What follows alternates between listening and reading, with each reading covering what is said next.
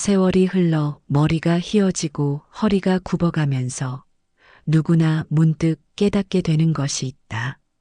젊었을 때는 바쁘게 쫓아가던 것들이 이제는 모두 허상이었다는 것을, 돈을 쫓고 명예를 쫓고 사람들의 인정을 받으려 애쓰던 그 모든 시간들이 지나고 나면 남는 것은 텅 빈 마음뿐이다. 자식들은 자식들대로 바쁘고 함께 늙어가던 친구들은 하나둘 세상을 떠나고 혼자 남은 마음 속에는 공허함만이 깊어간다. 이런 외로움과 공허함 앞에서 어떻게 살아가야 할까? 그 옛날 큰 스님 한 분께서 평생 수행하며 깨달은 중도의 지혜가 있다. 부처님께서 초전 법륜에서 설파한 가르침의 핵심이 중도 사상이므로 중도는 불교 사상의 근본이라고 보았다는 그 가르침 속에서 노년의 외로움과 공허함을 이겨낼 수 있는 8가지 지혜를 찾을 수 있다. 첫째, 마음의 중심을 바로 세워라. 마음이 곧 부처임을 아는 건 선의 기본이며 원칙이다라는 가르침이 있다. 노년의 외로움이 깊어질 때 가장 먼저 해야 할 일은 흔들리는 마음의 중심을 바로 세우는 것이다. 젊었을 때는 밖으로만 향했던 시선을 이제는 안으로 돌려라. 자식이 안 찾아온다고, 친구가 연락하지 않는다고 서운해하기보다는 먼저 당신 자신의 마음을 들여다보라. 그 마음 깊은 곳에는 누구도 빼앗을 수 없는 고귀한 것이 있다. 어떤 할머니는 홀로 된 지 10년이 넘도록 매일 아침 거울 앞에 서서 자신에게 말을 건넸다. 오늘도 고마워. 오늘도 잘 지내자. 처음에는 어색했지만 시간이 지나면서 그 할머니는 깨달았다. 자신이 찾던 위로와 평안이 바로 자기 마음 속에 있었다는 것을. 마음의 중심이 서면 세상의 변화에 흔들리지 않는다.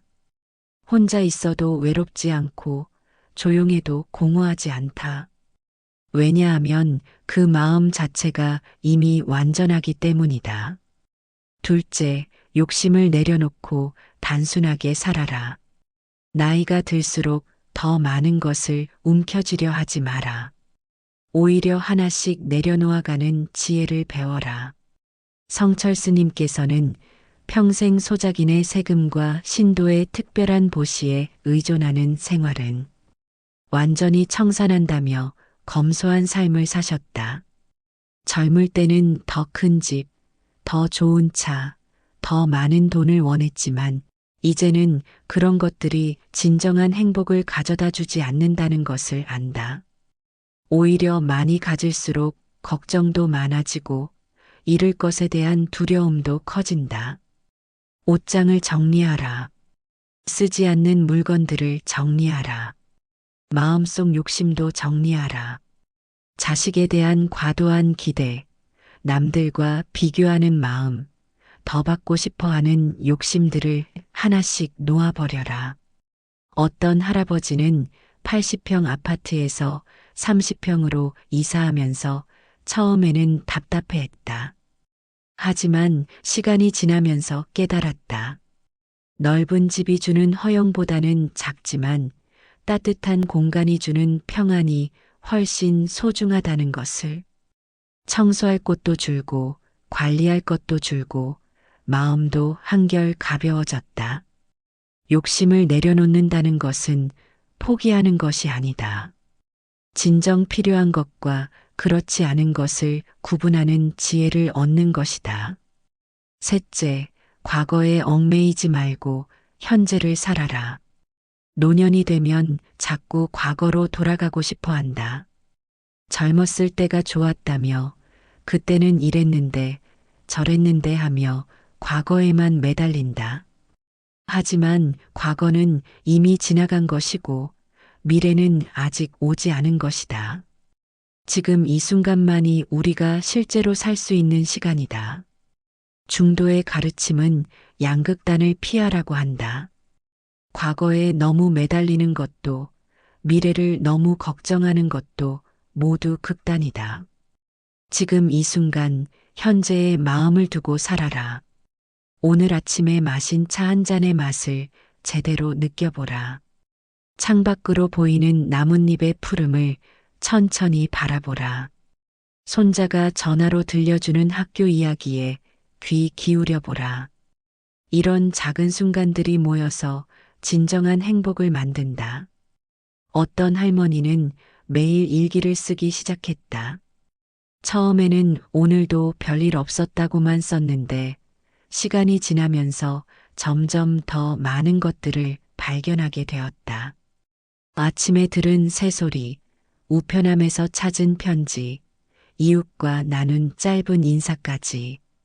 평범해 보이는 하루 속에도 얼마나 많은 소중한 순간들이 있는지 깨달았다. 과거는 경험으로 간직하되 그리워하지는 마라. 미래는 준비하되 걱정하지는 마라. 오직 지금 이 순간을 온전히 살아라. 넷째, 혼자 있음을 두려워하지 마라. 승의 길은 외로울 수밖에 없다. 그렇다고 대중 속으로 들어갈 수도 없는 존재가 바로 승이다라는 말씀이 있다. 이는 수행자의 길을 말한 것이지만 노년의 삶에도 깊은 지혜를 준다. 혼자 있다는 것을 외로움으로만 받아들이지 마라. 혼자 있을 때야말로 진정한 자신과 만날 수 있는 시간이다. 평생 남들을 신경 쓰고 남들 눈치를 보며 살았는데 이제는 오롯이 자신만을 위한 시간을 가져도 되는 것이다. 혼자 있는 시간을 어떻게 보내느냐가 중요하다. 텔레비전만 보며 시간을 때우지 마라. 책을 읽거나 명상을 하거나 산책을 하거나 취미 활동을 하며 자신과 대화하는 시간을 가져라. 어떤 할아버지는 아내를 떠나보낸 후 처음에는 집에 혼자 있는 것이 견딜 수 없었다. 하지만 점차 혼자만의 시간을 즐기게 되었다. 평생 못했던 그림을 그리기 시작했고 젊었을 때 읽고 싶었던 책들을 천천히 읽어갔다. 혼자 있는 시간이 외로움이 아니라 자유로움이라는 것을 깨달았다. 혼자 있다고 해서 고립된 것이 아니다. 내 마음 속에는 수많은 기억들과 지혜들이 살아있고 자연과 우주와도 연결되어 있다. 혼자 있으면서도 전체와 함께하는 느낌을 가져라. 다섯째, 작은 것에서 큰 기쁨을 찾아라. 나이가 들수록 큰 즐거움을 찾기는 어려워진다. 몸도 예전 같지 않고 할 수 있는 일도 제한된다. 하지만 그렇기 때문에 오히려 작은 것들에서 더 큰 기쁨을 찾을 수 있다. 꽃 한 송이가 피는 것을 보며 기뻐하라. 비가 내리는 소리를 들으며 평안을 느껴라. 따뜻한 국물 한 숟가락에 감사하라. 이런 작은 기쁨들이 모여서 삶을 풍요롭게 만든다. 중도의 가르침에서 말하는 균형이란 바로 이런 것이다. 큰 욕심을 내려놓고 작은 것에 감사할 줄 아는 마음의 균형 말이다.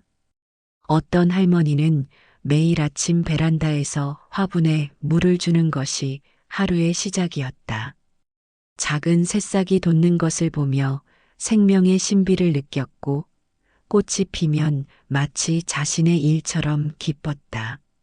한 화분의 식물이 주는 기쁨이 그 어떤 화려한 오락보다도 큰 만족을 주었다.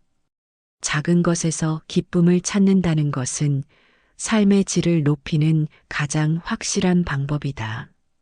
거창한 것을 추구하지 않아도 충분히 행복할 수 있다는 것을 깨닫게 된다. 여섯째, 남을 원망하기보다 자신을 돌아보라. 노년이 되면 자꾸 불평과 원망이 늘어난다.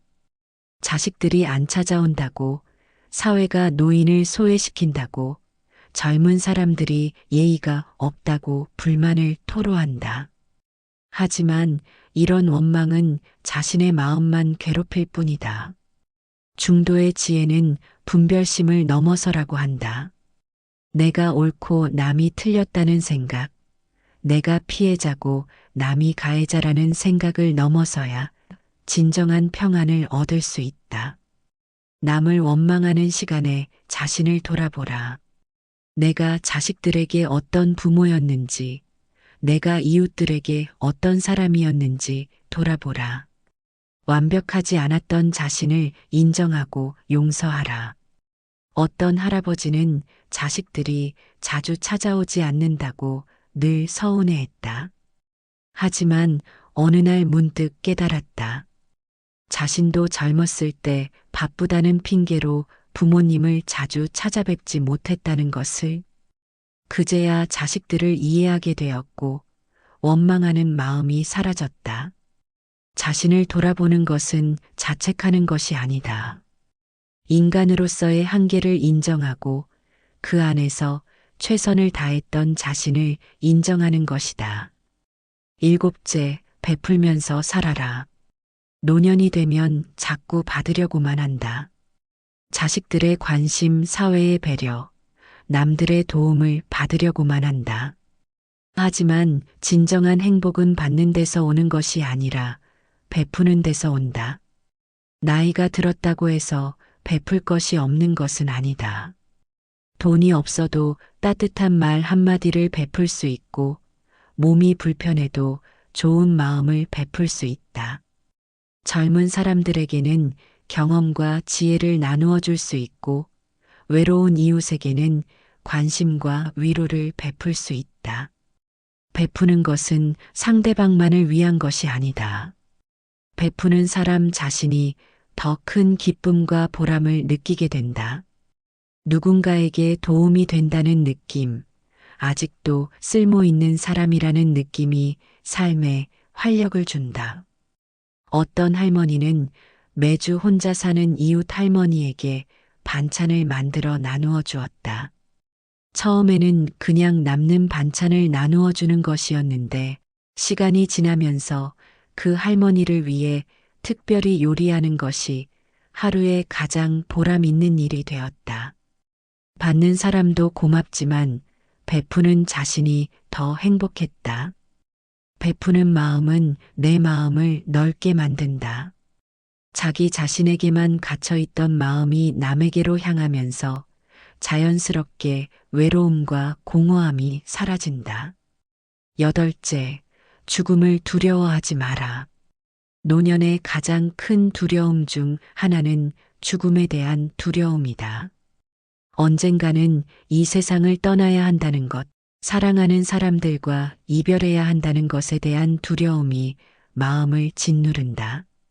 하지만 성철 스님의 가르침에 따르면 죽음도 삶의 한 과정일 뿐이다.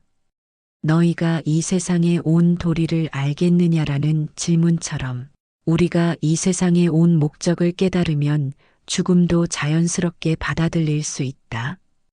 죽음을 두려워하기보다는 남은 시간을 어떻게 의미 있게 보낼 것인가에 집중하라. 하루하루를 소중히 여기고 사랑하는 사람들에게 고마운 마음을 표현하고 자신이 살아온 삶에 대해 감사하라. 죽음은 끝이 아니라 변화일 뿐이다. 봄이 지나고 여름이 오듯이, 여름이 지나고 가을이 오듯이 모든 것은 변화하고 순환한다. 우리의 삶도 그 거대한 순환의 한 부분일 뿐이다. 어떤 할아버지는 암 선고를 받고 처음에는 절망했다. 하지만 시간이 지나면서 오히려 더 평안해졌다. 한정된 시간이라는 것을 깨달으니 하루하루가 더 소중하고 의미 있게 느껴졌다. 죽음을 받아들이니 삶이 더 아름다워졌다. 죽음을 두려워하지 않는다는 것은 삶을 포기하는 것이 아니다. 오히려 삶을 더 충실하게 살겠다는 각오를 다지는 것이다. 이 8가지 지혜는 성철 스님께서 평생에 걸쳐 깨달으신 중도의 가르침에서 나온 것이다. 중도는 이분법적 세상의 질서와 가치의식을 넘어서는 길이며 분열과 갈등의 고통을 치유하는 가르침이다. 외롭고 공허한 노년을 보내고 있다면 이 8가지를 하나씩 실천해 보라. 하루아침에 모든 것이 바뀌지는 않겠지만 조금씩 마음의 평안이 찾아올 것이다. 나이가 든다는 것은 쇠퇴하는 것이 아니라 완성되어 가는 것이다. 젊었을 때는 몰랐던 삶의 깊은 의미를 깨달아가는 시간이다. 외로움도 공허함도 모두 성장을 위한 과정일 뿐이다. 그 옛날 큰 스님께서 죄 많은 세상에서 취무검을 휘두르며 지옥까지 끌어안아 깨침의 세계로 가고자 했던 것처럼 우리도 노년의 어려움을 끌어안고 지혜의 세계로 나아가야 한다. 마음의 중심을 바로 세우고 욕심을 내려놓고 현재를 살며 혼자 있음을 즐기고 작은 것에서 기쁨을 찾고 자신을 돌아보며 베풀면서 살고 죽음을 두려워하지 않는다면 노년은 더 이상 외롭고 공허한 시간이 아니라 가장 아름답고 의미 있는 시간이 될 것이다. 이것이 바로 중도의 지혜가 주는 노년의 행복이다.